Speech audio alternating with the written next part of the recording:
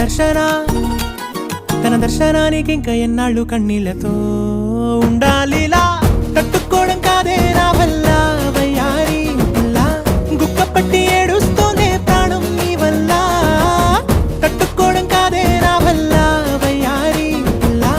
గుక్క పట్టి ఏడుస్తూనే ప్రాణం నీ వల్ల